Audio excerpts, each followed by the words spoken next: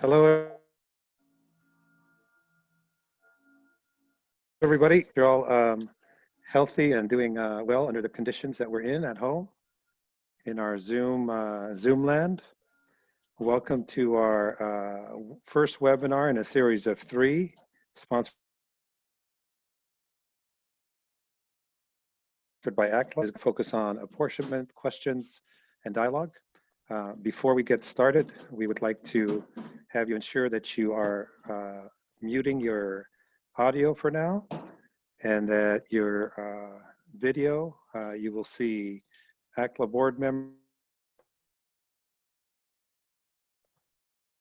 as well as our featured speaker and wisdom seeker, who is Dr. LeBaron Woodyard, and we welcome you. So I hope that we have a fruitful discussion and that we will be recording this webinar for those of the people that cannot make it. And we hope to entertain this dialogue.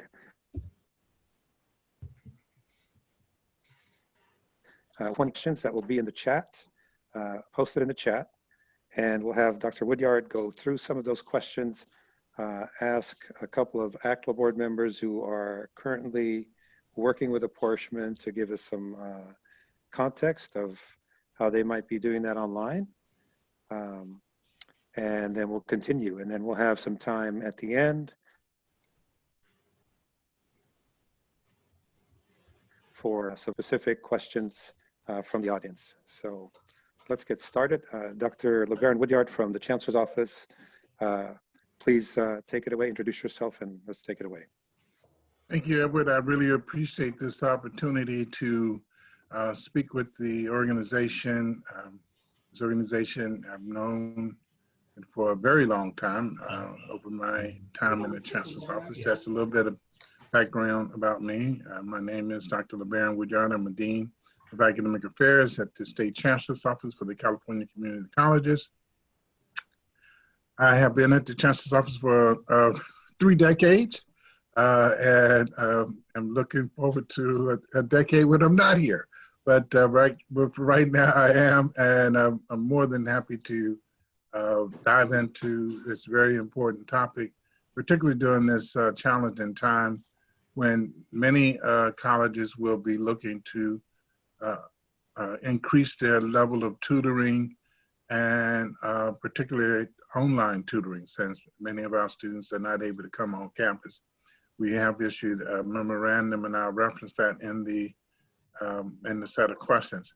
So I've got 20 questions that have come to me. I've grouped those questions into several categories, ranging from apportionment to immediate supervision, learning needs, record keeping, tutoring courses, and the last category, which is tutors.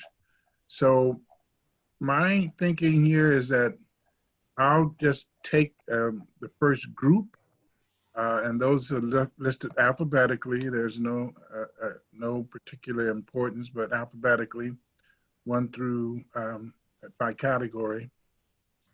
So I know that they have put the questions in the chat so people can see those questions. They may not have been organized relative to this grouping, but all 20 of those questions are located in the chat.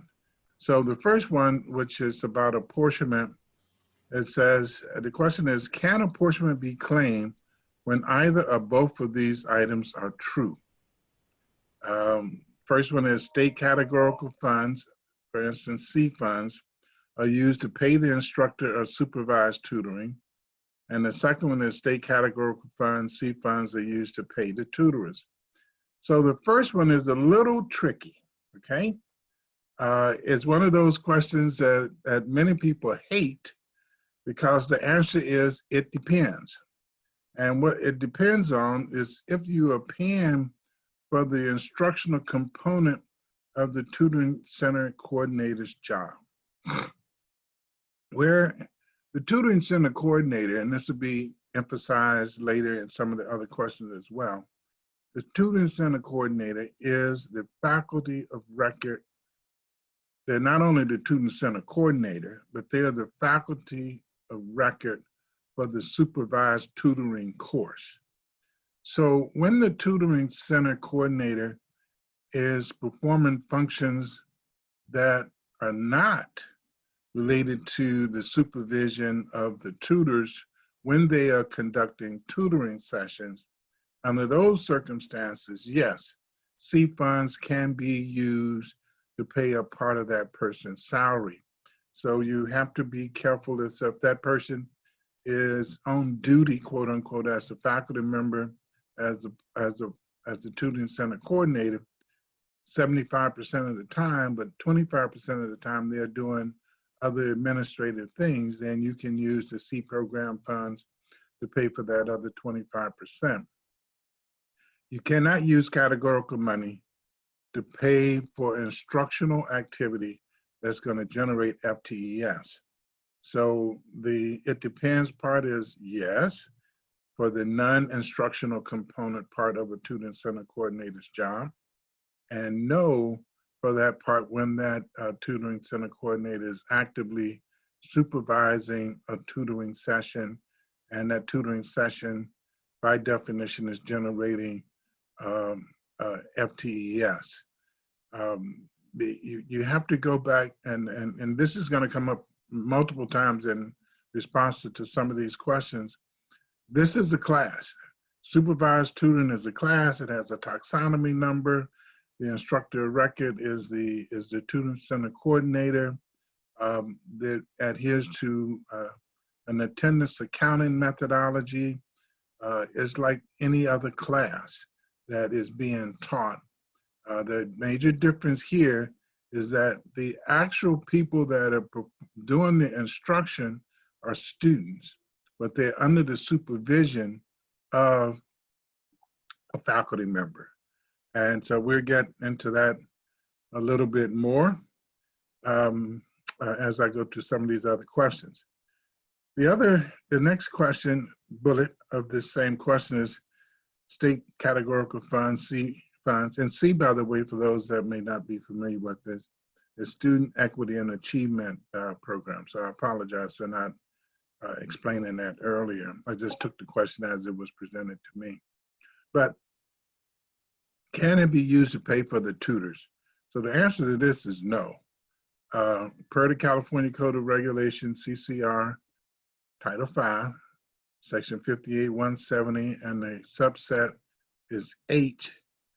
And H says the district shall not claim state apportionment for tutoring services for which it is being paid from state categorical funds.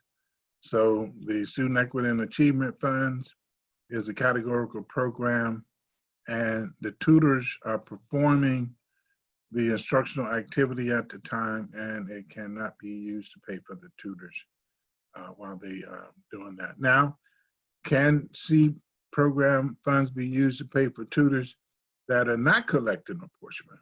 Well, the answer to that is absolutely yes. So if you have a tutor and you're paying that tutor through C program, and they're not a part of a supervised tutoring course, but they're being used to tutor students and an unsupervised arrangement or in some other form, you can use C funds to pay for those tutors. You just, the catch is it cannot be generated in apportionment, which would be in violation of 58-170 H's and happy. The next apportionment related question is, how might colleges collect apportionment in an online environment? And this is, we issued a guidance memo, ES 2011, that talks about online tutoring, particularly to this COVID situation, but it really applies in any situation, is that you have the ability to establish a virtual tutoring center. It doesn't, even though when these regulations were originally written, the assumption was that this was a physical space, but it didn't specify physical space, it just said tutoring center. So the interpretation that we put to that is that it can be a physical space or it can be a virtual tutoring center. But the conditions still need to exist. You need to have the tutor or the student. It can be virtual, they can be in the cloud. The supervisor can be in the cloud, but the technology that you're using needs to, one, enable the supervisor to observe the tutoring session in some way, and to be able to provide supervision of that tutoring session if needed. They don't have to sit there and watch a whole hour of a tutoring session. They can kind of drop in and drop out the same way in the physical space. You're in the tutoring center. Your tutors are maybe in a room tutoring. They could be at a table tutoring. You might just be kind of perusing the area, observing to make sure that things are going well. And if needed, you can go over and provide some supervision to that tutoring session. It's the same thing, but just done in a virtual environment. So tutor can be remote, student can be remote, supervisor can be remote. Technology does need to be synchronous to allow for immediate interaction on behalf of the supervisor into that tutoring session. It can't be where the tutor and the student are interacting and it's recorded, and the tutor and the tutoring supervisor comes along an hour or 2 hours later and review the recording. So it has to be at the moment live, synchronous. And this is important also for calculating your positive attendance. And I'll talk a little bit more about positive attendance later on as well. And then I think this is the last question on the apportionment side of the house. Is there an impact of AB 705 on apportionment regulations? So it's, I understand the nature of the question, so I'm going to respond based on the memorandum that we issued in AA 19-05, which was issued on January 14th of 2019. And basically, and I won't read the whole thing, and I'll be able to make that available. I don't know if Edward and the board has put that up on their website, but we can very easily get that link to you. But essentially, in part, this memorandum says that, quote unquote, that paradigm, and is making reference to the earlier part of the memorandum, worked under pre-AB 705 conditions. However, with the shift away from thousands of basic skills enrollments, the Chancellor's Office has evaluated the language and determined that claiming apportionment in a supplemental learning course called supervised tutoring, in order for students to develop the skills necessary for them to be successful, is appropriate and permissible. To that end, the Chancellor's Office has determined that colleges may collect apportionment for non-credit supervised tutoring hours in which students are strengthening basic skills, even if they are seeking support for such skills in transfer level courses. However, the apportionment can only be claimed for the following: communication/literacy skills, quantitative reasoning skills, and critical thinking skills. Students seeking support for any of these skills, regardless of the course endeavor, to master basic skills, therefore, claiming apportionment for the development of these areas in a supervised tutoring course is appropriate. So those are the three related elements for apportionment. I know this may be generating some questions. Edward, I don't know how you want to, if you want me to keep going or stop and take related questions to this. You just let me know what you want. Dr. Woodyard, let's do this. Let's see if I have my colleagues on the board scan the chat right now. to Okay. see if questions have come up in relation to what you just put out there, but also if we could give a couple of examples on how people are doing that apportionment in a virtual community. I know we have Lindsay Laney from Columbia College and Ted Blake from Mount San Jacinto College, who could give us just a brief overview on how they collect apportionment or how they do that in a virtual environment. So Lindsay or Ted, who would like to jump in right now? I'll go first. Okay. Thanks, Edward. It's good to see you all in this virtual environment. So I'm Lindsay Laney. I'm the ACTLA past president, and I'm the faculty coordinator of our tutoring center at Columbia College, which is in Sonora, California. And so when we first went to all remote instruction, I kind of had the all hands on deck with my tutors where we were using Zoom, and they started assisting students immediately. But we weren't necessarily counting those hours yet because I wasn't able to supervise all those different sessions that were happening, because I saw it as the emergency situation of let's help the students as much as we can.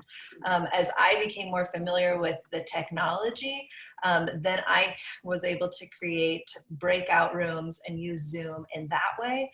So then I'm, in those sessions, and like Dr. Woodyard mentioned, I'm able to pop in and out. The hard part is then I can't be in two places at one time.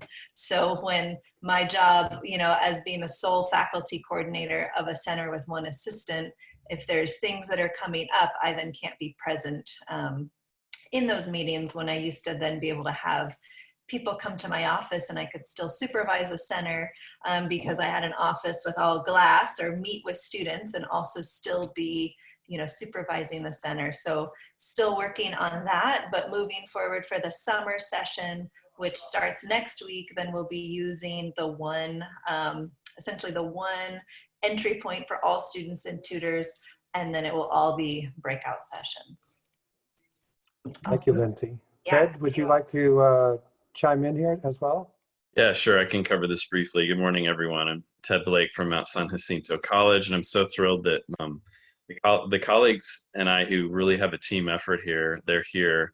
Evelyn Menz, who is the other faculty coordinator on the other campus, and then our two tutorial services specialists, Maria Aquino and Dominique Ruiz Duarte, are here. And we've been using NetTutor. So I just want to talk about that. This is not a business plug. I think they work similarly, but NetTutor has been great for us. And I really want to put my hat off to Maria and Evelyn, because they've had an online tutoring program local with peer tutors for a few years. And so when this COVID-19 storm hit us, we really leaned on them to get going and get all of our tutors trained. So we did that during the week after our spring break, and it was a scramble. But the nice thing for us, for Evelyn and I as the faculty, when we have NetTutor open, they're authenticating through the Canvas learning management system, and then they go right into NetTutor. And some of you are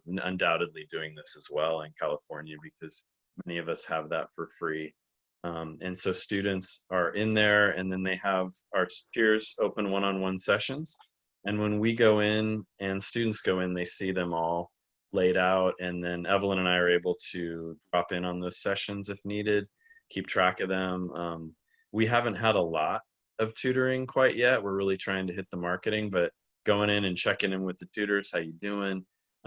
This semester was kind of easy because they know us. They're used to seeing us in the centers and the glass. And I can never close my door in my office because there's glass there. That's the facilities ensuring that I have line of sight to all the tutors. And so, we're there, and I think they're used to us.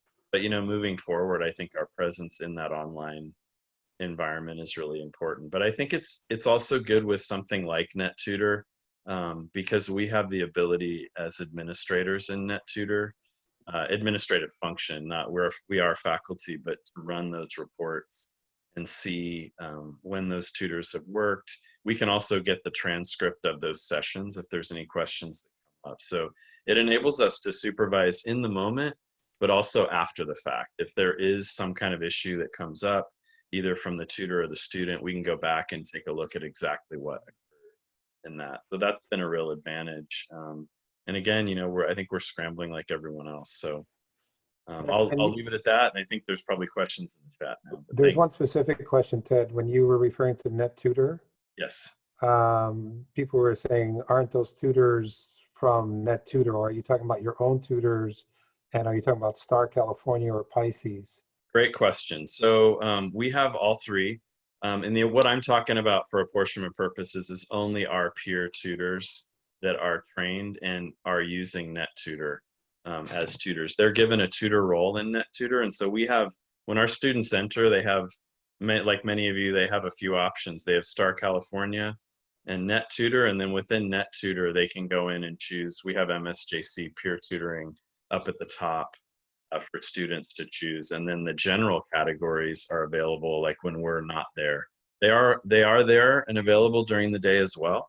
So a student has a choice of choosing a peer or a NetTutor tutor, but we would only be collecting apportionment on our local peer tutoring. Thanks for clarifying that. No problem. Okay.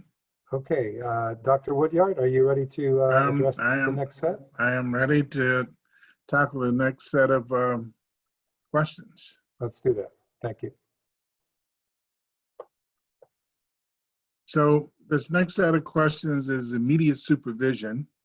And we've got 4 questions in this grouping. So the first one is, explain the concept and parameters of immediate supervision and control, as well as if and how line of sight is relevant. Okay, so immediate supervision and control is the title of a California Code of Regulations, Title 5 section is Section 58056. And and I won't read the whole element to you, but it is essentially says that it is a condition of claiming apportionment, claiming attendance for apportionment purposes. And the immediate supervision and control is something that is really rated and included more from an element of safety for students and maybe even safety for employees as well. But many of these regulations go back to our K-14 days, and the having a faculty member in the room. So for that immediate supervision and control of the classroom was more about a safety issue than, I mean, first and foremost, of if something happened to a student, the faculty member would be there to summon help, and which brings us into the line of sight, which is why if you are a faculty member, you need to be in the vicinity. You heard both Lindsay and Ted reference their glass partition so they can see out. If they were on another floor or in another building, they wouldn't have immediate supervision and control, and they would not have line of sight. And line of sight cannot really be generated by using technology, because a camera angle won't allow you to see everything. But your physical presence, well, you won't be able to see everything, but if you have the ability to move around and respond to a situation where you could be alerted by another student that something was going on, you would have that element. So that's immediate supervision and control, period, in the broader sense. Now, in the online sense, the line of sight would really be your ability to kind of drop in and drop out of those sessions. You heard both Ted and Lindsay talk about the ability to do that using the two different technologies, NetTutor in one instance and Zoom in another instance, and there may be other programs and softwares or tools that will enable you to do it. But just the ability to be able to view the session, interact in the session in a virtual environment would be considered as line of sight. Your ability to check in on the session, see if something is going on. And it may not be as much of a physical element, even though you could see if a student was having some type of physical situation, a heart attack, for instance. You might be able to call 911, to get help for that student, or even in some cases of verbal abuse, emotional abuse by either the student or the tutor, you're able to observe that as well. So that's what we really mean by immediate supervision and control. Once again, that Title V section is 58056. And move on to the next question. What does supervision by faculty who meet minimum qualifications entail? Well, once again,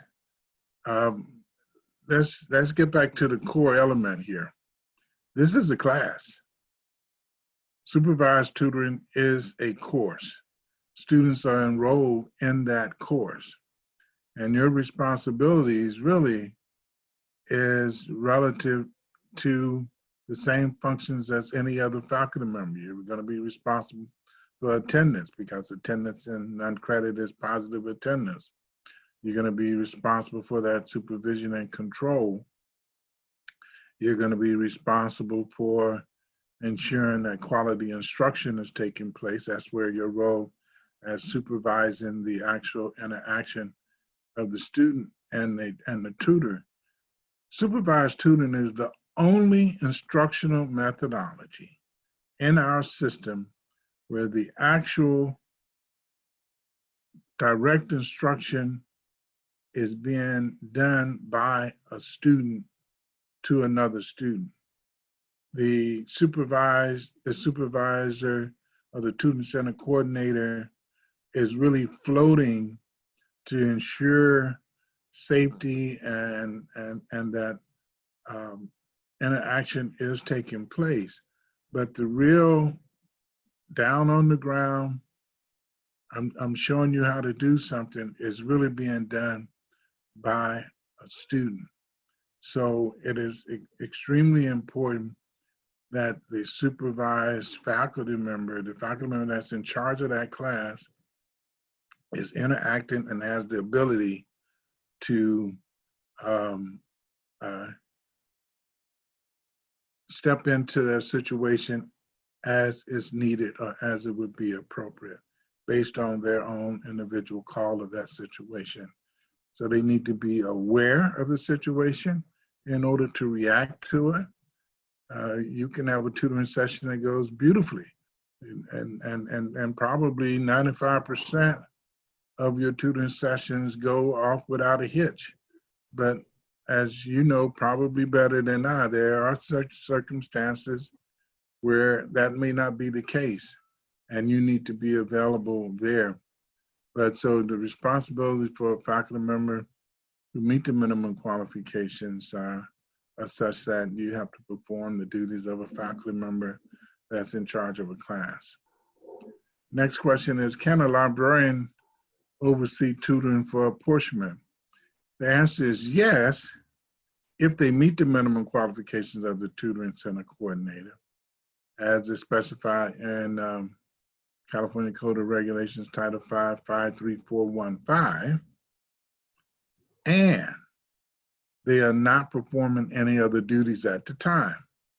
I think you heard Lindsay make reference to the fact that sometimes she can't be the supervisor of a tutoring session and performing some other responsibilities that she may have in this virtual environment, where she could do it a little bit in the physical environment.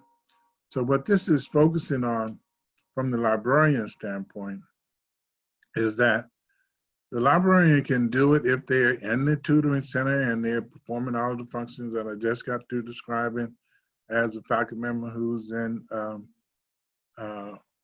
who has supervision and control of the situation. They meet the minimum qualifications and all of the other conditions of the tutoring center exists as is laid out by 58-170. Then the answer to that is yes.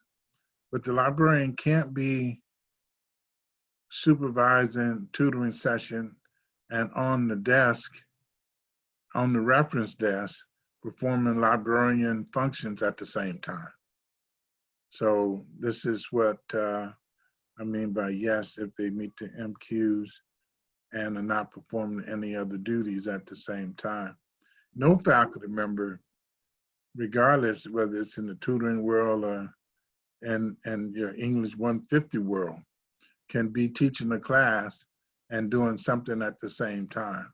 That's prohibited by Title V. So if you're a faculty member and you're performing activities related to apportionment, related to a course, then the only thing that you could be doing is teaching that course. And that's essentially what the tutoring supervising, coordinator is doing during the tutoring session, is they're actually teaching that course. They're the instructor of record, even though the instruction is being done through student tutors, but they're supervising the student tutor during that particular situation. Dr. Woodyard, just Yes. a breather for you. I hope you have some water next to you. I do have some water. They got one other question, but you won't. Well, just to reiterate, I think earlier you talked about what's a basic skill course, what qualifies, and I believe you addressed that at the beginning, but I think there's people who want to hear that again who might have entered late. So if you could just get back to that either before the next question you want to address or let me address this next question because I think it's a short answer. Okay. All right. Sure. And thank you. It's a short answer. And then I'll go back to the more detailed questions about the AB 705 impact. So the question is regarding online tutoring, how do you define line of sight? And I already addressed that. That's why I knew it's a short answer in the earlier question. Line of sight is really your ability to get in and out of a tutoring session in an online environment. So going back to the earlier question about impact of AB 705 and apportionment, the key element here, and we're really looking at trying to change the regulations altogether, but right now this is what we've got, which is a broad interpretation based on what AB 705 did, which was to really significantly reduce the number of basic skills courses themselves. These regulations are still in place, but the regulation says that you can only do this in a basic skills course, so that the student had to be enrolled in a basic skills English course or a basic skills math course in order to be eligible for tutoring. Well, AB 705 eliminated a lot of basic skills courses.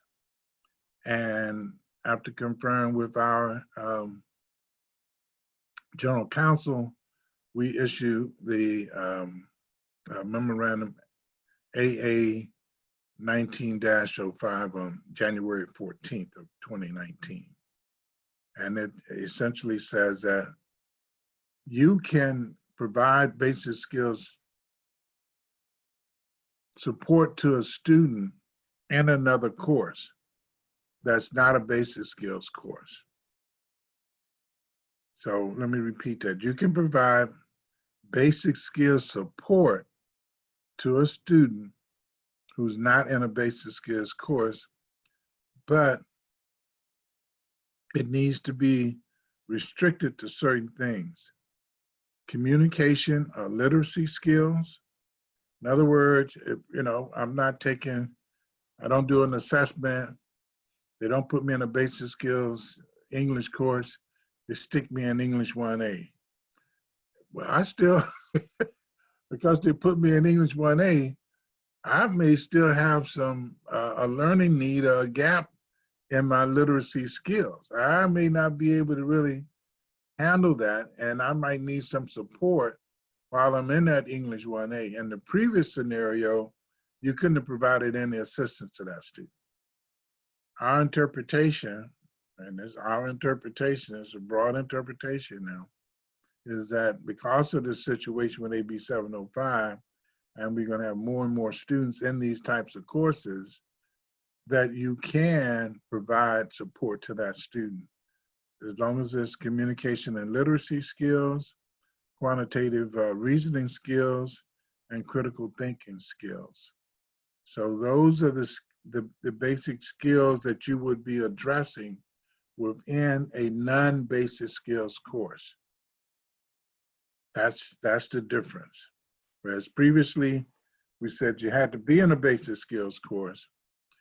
Now we're saying, as a result of AB 705, well, you still may need some help. You're just not in a basic skills course. And we've expanded the definition to enable that type of student to be supported through the Tutoring Center for Apportionment purposes. Thank you, Does that Dr. help? Woodard. We have about 15 minutes left, so I'm just letting you know that. Oh my God! I know. I gotta get on it. Look, So I'm having too much fun. That what you should have had it for more than an hour. Well, we've been Zooming so much, we didn't want to Zoom people out, I understand. So learning needs. I'm gonna run through these rather quickly. What constitutes a learning need? This is real simple and straightforward. Learning needs is a gap between the learner's current level of knowledge and skills and the level of knowledge and skills that's required to perform a task or set of tasks. In other words, you're in a course and it's a set of knowledge that is needed. You don't have that and you need to learn it. So you have a learning need. And then are there examples of how, this next question is, are there examples of how learning needs are documented? That's an easy one as well. Learning need is documented on your performance on a wide range of things, including but not limited to exams, quizzes, papers that you write, projects that you do, performances that you may do, or speeches in that case. These are sources that will document a gap in your learning needs. And if the student performs at a substandard level on any of these, it serves as documentation that a learning need exists. Okay, moving right along. The next one is only one question in this next group, which is under record keeping. The question is, what records need to be kept and for how long for state auditing purposes? So this is, these are courses, again, and they're considered to be what we call Class 3 disposable records. We've got a Title V section for that too. That's section 5025, and it lays out in great detail what is considered as a disposable record. And then section 59026 is the retention period, and it details the appropriate retention period. But for your courses, such as your attendance records for the supervised tutoring course, we're generally talking about 3 years. Tutoring courses, can there be multiple ST300 courses for a single college? I assume ST300 is something relative to the particular college that submitted this question. And then can non-tutoring learning centers or departments claim apportionment using ST300? So the answer is yes, you can have multiple ST300 courses as long as they meet the the conditions of 58170. And can other programs or departments claim apportionment using ST300? The answer to that is yes. And once again, if they meet the conditions of 58-170. And there are about 8 different conditions that have to be met in order for that purpose. But you can have more than one. And what constitutes, a tutoring center can be created by any department. Can online workshops count towards apportionment? It depends on if the workshop is conducted as a part of the supervised tutoring course and meets all of the conditions of Title 558-170. Workshops in and of themselves, just a little workshop that you pull together that's not a part of that tutoring course, probably is not going to qualify for apportionment. And then, what are the conditions under which group tutoring can garner apportionment? This is addressed in Title 558-168. This says, and it goes, I won't read the whole thing since we're kind of short on time, but near the end of this, it says, in tutoring methods and who assists one or more students. So it says one or more students. For us, that's good enough. That means that you can have more than one student in a tutoring session. That would be considered as tutoring as identified under 58-168. And they have to also meet all of the conditions of 58-170 in order to qualify for apportionment. With group tutoring, how would we report the time a tutor works with a student and the group? Well, it's not the tutoring, this is positive attendance, so it's not the tutoring time you report. You pay the tutor and the tutor is there for 1 hour, right? So you pay the tutor 1 hour. You don't pay them by the number of students, but your positive attendance accounting is reported by the number of students. So you would say, I had 5 students in that group, they each were there for 1 hour, so that's 5 hours worth of positive attendance that you would be able to claim through the positive attendance accounting methodology.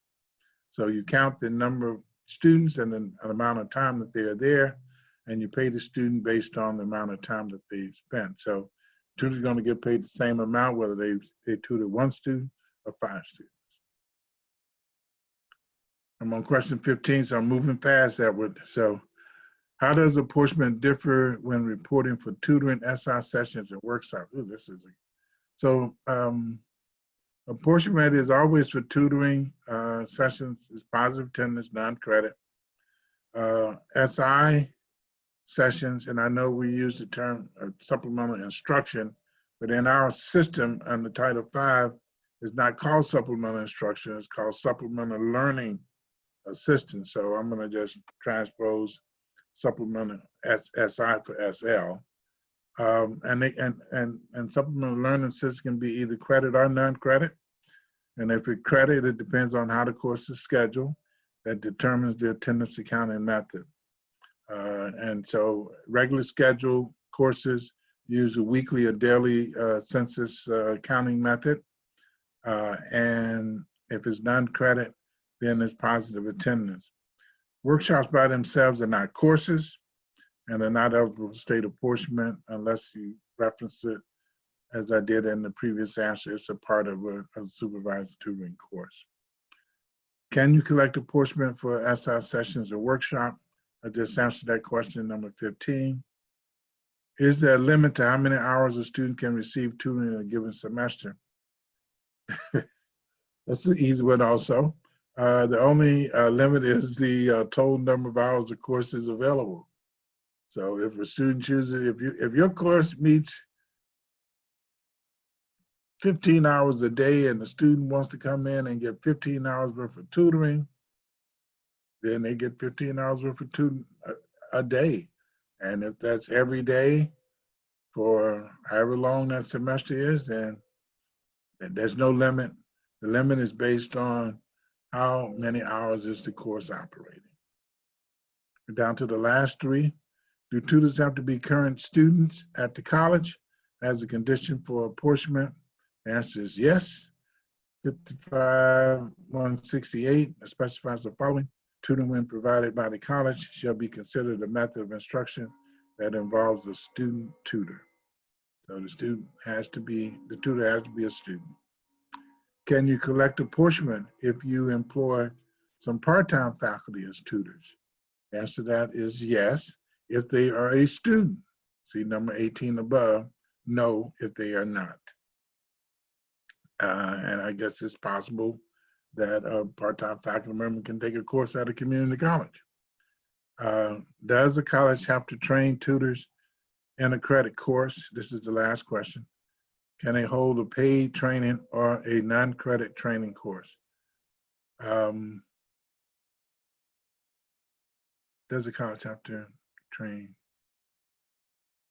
So the answer is, I'd say no, it can be either credit or non-credit. So first of all, does the college have to train tutors in a credit course? I'd say no, it can be credit or non-credit. Title 5, 58-170C is in cat, states the following: all tutors successfully complete instruction and tutoring methods and the use of appropriate written and mediated instructional materials, including supervised practice tutoring. This requirement may be waived by the CIO or CSSO on the basis of advanced degrees or equivalent training. Now, the equivalent training for the second part of this question, can they hold a paid training or a non-credit training course? I've already addressed the non-credit part of it. And the answer is yes, equivalent is allowed. It didn't specify exactly what equivalent meant. So if you wanted to have a paid training session to train your student where you're paying them to be in the session, that could be considered as equivalent. But so it's not really defined. So when things are not defined, that means that it's really kind of wide open. And but you may have to have your CIO or CSSO approve such a training for the people coming out of that training, since it's not a course, a non-credit or credit course. So Edward, that is it. How did I do on time? You get an A+. I don't think you need any tutoring right now, but we really appreciate you addressing those questions. I know that we've been monitoring the chat and answering those as we go along as well. I don't think we have anything outstanding right now in the chat in terms of that hasn't been addressed yet. So I'd like to open it up to any board members if you wanted to chime in at all about apportionment or just how the virtual environment, how you've been doing that. I know you've given some examples, Lindsay and Ted, but if there's anyone else who would like to speak to that. I'm not in an apportionment district, so I'm not going to talk about our process because it wouldn't relate. But I will say in terms of self-referral, I think I answered some of those on the chat, which is how do you document self-referral? Now that it's self-referral and it's not based on a recommendation from a faculty member, when the student comes into the center, you have to make sure you have some kind of documentation on that. If I'm the student coming in, I need the service, I'm going to sign up for an appointment, I'm going to join a group session. I have to make sure that I leave my ID number with the center so that they can remunerate that I was there, and that's for data. That's for data reports, evaluation, assessment, but also it proves the numbers that are coming through with the reasons on why students might be self-referring. So. Yeah, and Edward, if I may, I think the answer that I gave in terms of documentation, I mean, the student comes in, they bring in their quiz. I didn't do well on this quiz. That's all the documentation they need. I mean, that proved right there. I have a gap. I have a learning need between what I need to know to successfully complete that course and what this document says that I do know. So I think that that documenting, even from a student self-referral standpoint, is really not going to be that difficult. And I would say, if the student tells you, hey, I'm not doing well in the course, the reason why we open this up is take the student at their word. They don't really need to give you an exam. If they have it, yeah, that you've got some hard evidence. But if the student comes in and says, hey, I'm struggling in this class. That's your evidence right there. I think another question or theme that's coming out of the chat is we have tutors who are our students on our campus. Then they move forward to the university, but they continue working for us, and probably in either a classified role as a tutor or as a professional expert as defined by state regulations. And so they're still on our payroll, but they're not a student at our institution. Is apportionment still eligible if I'm that tutor at the university that's still working for the center? Well, I would, my answer previously in the group says that no, you can't, you can hire that person as a tutor and that person can tutor, but you can't collect apportionment for that tutoring session. If you want to collect apportionment for that tutoring session, that person needs to enroll in a course. At least a unit, right? Take a basketball class or a swimming class. I'm Or career internship, 0.5 units. look, I'm not, Got it. you didn't hear it from me. This is recorded, I know, but if they are a student, then they can do it. That's all I got to say. You can figure out the rest. All right. Can I add to that? I think that some programs require that students have 6 credit hours to be tutors, or up to 12. Is that something a college has put up by them on their own? It could be just 1 credit hour. That is a local decision. Okay. And that is, so there are local employment rules for student employees, right? Yes. And that might be something that your college, but there's nothing in Title V, and that was where my reference was coming from. There's nothing in Title V that says how many units the student has to have. It just says that they have to be a student. That's really great. And they Thank say you. student tutor.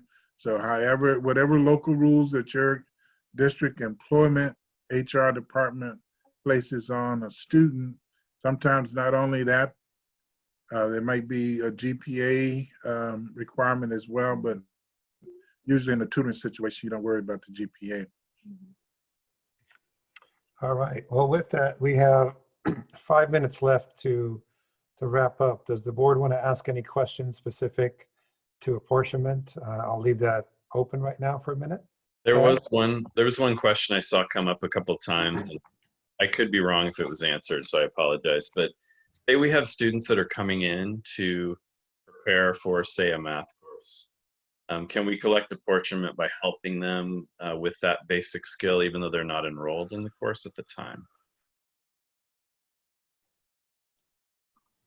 So they're going to enroll, but they are a student though, right? Yep.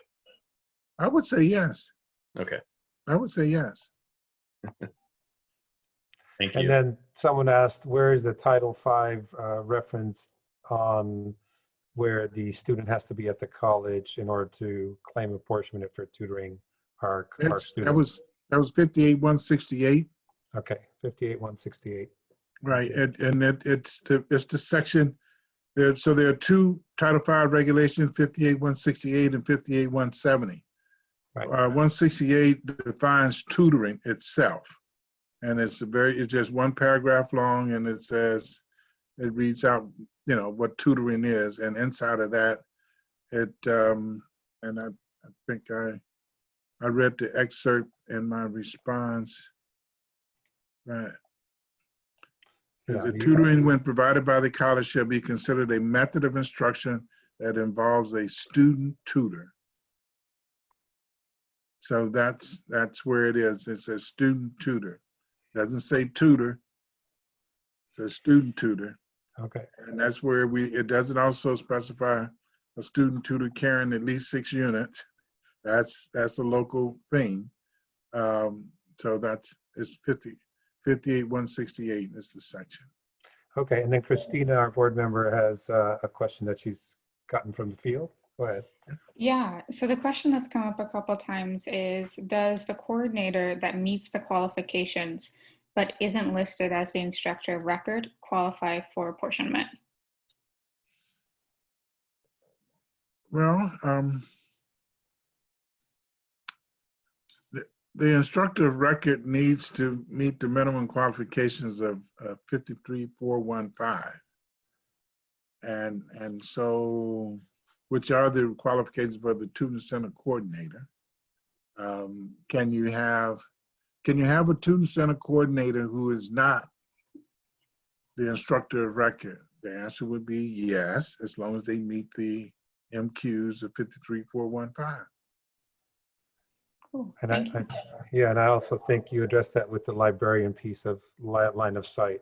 If they're Right. doing double duty, no. If they're doing specific to tutoring, yes, correct? Right. Mm-hmm. Okay. With that, I think we're going to wrap here because we've got 3 minutes left.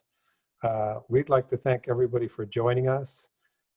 This is recorded, this webinar. It's part of a series of 3 webinars. Next week, we'll have a webinar where we have 3 different professionals, one from the community college, one from the CSU, and one from the UC, talk about our online environments and how we got up and running, some of the experiences, more of a dialogue around a panel discussion, but also how people have transitioned into this emergency situation that we're in.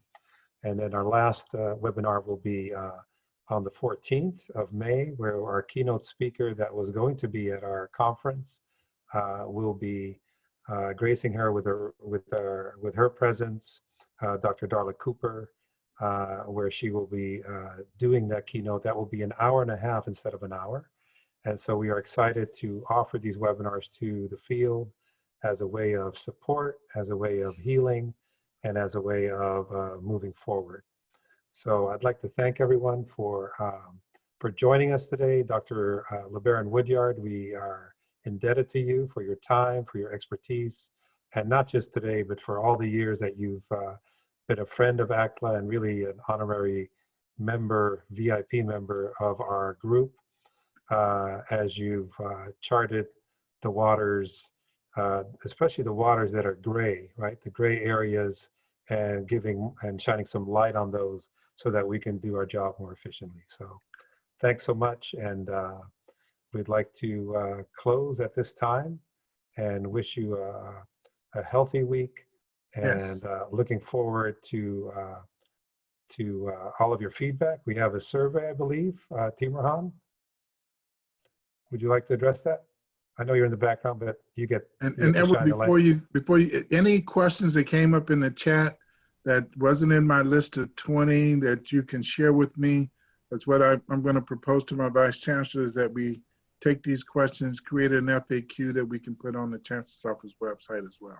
That's fantastic. Nice. We'll call that and we'll make that happen. Okay. Sounds good. Thank you. Thank you so much. Mhm. Timurhan, do you want to talk about the survey and then we'll sign off? Sure. Thanks, Edward. And thank you, Dr. Woodyard, for dropping knowledge today and sharing everything about apportionment through those questions. We definitely really appreciate it. For those of you that are still online, I will copy paste once again a link to a survey for today's digital dialogue webinar. We welcome your feedback. Your feedback's really instrumental in planning everything ACTLA provides in terms of professional development, which includes the tutor forums, where we invite student practitioners and experts to drop their knowledge, webinars like these, where we invite experts in the field to engage with our community, and anything else that might arise. So we're already planning for 2020 to 2021 academic year, so we really appreciate that. And then one last shout out is, please follow us on social media. We just made our accounts. So any updates and stuff like that, we'll also be sharing on there. So if you hate emails as much as most of us, I think, do at this point, following us on social media would be a much more enjoyable experience, I imagine. So please follow us. We have a Facebook page, a Twitter page, and an Instagram page. So whatever social media platform speaks to you, please, please, please follow us. Right now we're collecting followers, and we will start posting content about the board, upcoming workshops, and so on and so forth. And that's all I have, Edward. So feel free to sign us off. Thanks again. And we will see you at the next webinar. Hopefully next week is the 5th, May 5th, Cinco de Mayo. And that will be on the online environment. And I believe that's at 9 to 10 o'clock in the morning, Pacific Standard Time. And then we have our last webinar of the semester and the academic year, which will be on the 14th, a Thursday. And at what time? Help me out here. I don't have it in front of me. It's 11 to 12. 11 to 12 on the 14th with Dr. Darla Cooper, and that will be an hour and a half. So that will be an extended time frame for these webinar forums. So thanks much. And yes, have a good week. Thank you, Dr. Woodyard. Good to see you. And those of us who are Thank meeting you. will stay on, correct? Bye. Thank you, Edward. I appreciate you so much. Yeah, thank you We do very too. much. Thank you. Thanks See you all. later, baby. Thank Yeah, you. go Raiders. I was gonna say, you got it. Las Vegas, baby. Okay, Well we should said. end, I love it. I we love can it. end the recording now. We don't need this. Oh yeah, that's right.